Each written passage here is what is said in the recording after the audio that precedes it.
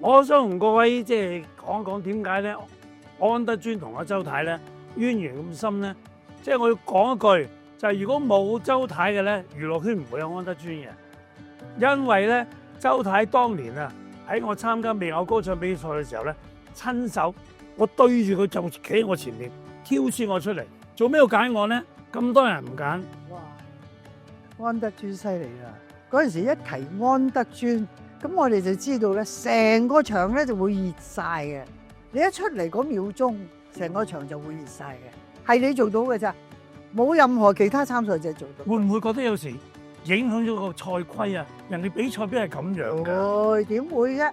咁我哋梗係想個個都係可以好出眾㗎啦。咁你特別出眾嘅，咁令我哋拍手啦，求之不得啊！就係咁樣樣咧。阿周太帶我入娛樂圈啦，帶我入娛樂圈咧，嗰時係87年，我88年咧就已經參加樂智協會嘅活動啦。但係咧唔知周太原來係贊助人，到唔知過幾年之後咧，樂智協會咧就嚟咗封信，就邀請我去再參加活動。我睇原來周太係贊助人，我就問清楚。呢個周太係咪我識嗰個啊？佢話係啊，佢想請你做大使啊！咁我就唔敢講任何説話，一嘢就參加，就直至今天。總之周太去到邊，我就追隨周太，就要做樂智大使，做到周太話唔使我做為止。唔會唔使你做。其實咧，點解我要呢個活動我都參加咁多年咧？嗱，社會服務我參加好多。係老人服務做得多啦，但係咧智障服務嘅大人細路哥我都參加過。點解咧？因為當年咧我參加比賽嘅時候咧，周太咧就安排我哋曾經去過一個叫柴灣庇護工場嗰度，去咗個探訪。我哋嗰時候唔識點解有庇護工場，點解要去探訪？我哋一個即係同佢哋好似佢哋又係蜜蜂式嘅，咁我哋點解要去咧？咁收尾周太話俾我哋聽，呢啲地方我哋去探訪，去參與。我哋做娛樂圈嘅人，多啲要接觸社會，將自己嘅認知同埋自己嘅名氣帶翻落社會。咁我覺得原來我哋有咁大嘅承擔，咁我覺得我都要學習咯。所以我覺得去到樂智會咧，我覺得原來我去，佢哋又咁天真，我好容易氹到佢哋好開心。佢哋好簡單。佢哋你問佢唱歌跳舞嘅時候好精靈，你問佢嘅時候佢揼低頭唔講嘢，係唔係？佢淨係話係得唔得？得，佢好簡單，仲好開心笑話俾你聽。我覺得呢樣係俾我感覺到啊，原來我生活得好感恩，好幸福。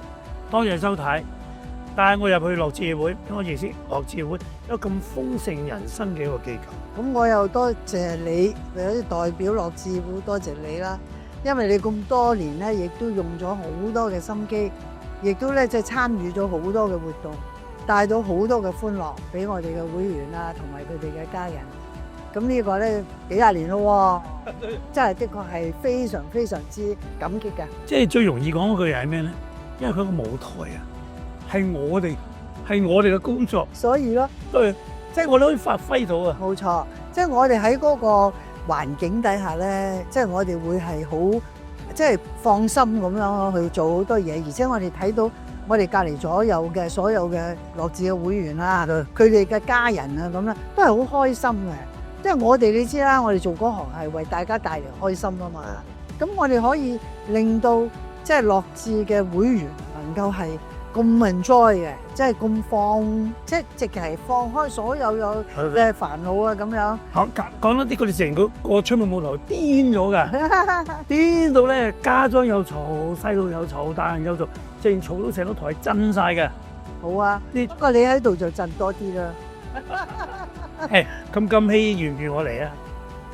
咁你使乜講啊？你都知道㗎啦，你一定要出現㗎咯喎。唔嚟唔得啊，梗係唔嚟唔得。不過你亦都唔會唔嚟。多謝周太，多謝周太。其實我啊，今日啊，能夠即係造就啊，可以亂咁講嘢啊，咁樣講嘢啊，都係多謝周太。好真㗎，因為周太點咧？因為我成日睇周太講嘢，周太無論喺立法局好，或者喺日常都好講嘢，好好自信，同埋好有內涵，同埋好多要認知好多嘢先能夠表達啲嘢。我就係憑呢樣嘢，我要知道自己要學好多嘢，睇好多嘢，認知好多嘢，先夠膽講嘢嘅。其實最緊要咧就係從心而發。對，你乜嘢嘢咧？如果你擺個心落去咧，你自然就會有咁樣嘅成果。咁你即係做人咧，好似你話咁，即係你話嗰次走去參觀嗰啲工場啊，庇護工場啊，咁你就會學到好多嘢。其實我哋人生好多嘢其實都係喺觀察啊，無論係邊一個嘅角度，無論係邊一個人物，你都可能學到好多嘢。咁如果你學到嘢咧，你嘅人生就會豐富好多咯。係啊，多謝周太。多謝。